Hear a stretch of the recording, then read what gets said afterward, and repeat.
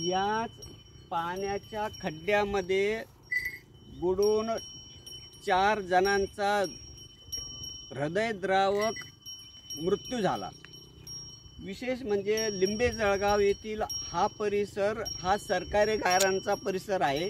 या परिसरामध्ये अवैध उत्खनन करून मुरुमाची मोठ्या प्रमाणात चोरी झालेली आहे आणि त्या चोरीच्या मुरुमातून जे खड्डे झालेले आहेत त्यामध्ये मोठ्या प्रमाणात पाणी साचलेलं आहे आणि याच खड्ड्याच्या जवळच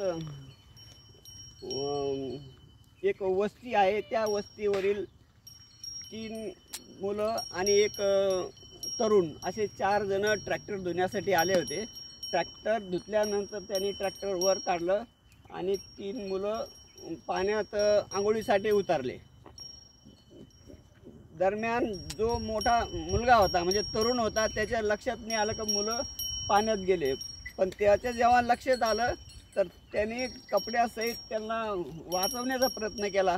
मात्र पाणी इतकं खोल होतं की त्यांना त्या पाण्यातून वाचवणं शक्य झालं नाही आणि त्या वाचवण्याच्या गडबडीमध्ये त्या तरुणाचा सुद्धा पाण्यात बुडून मृत्यू झाला।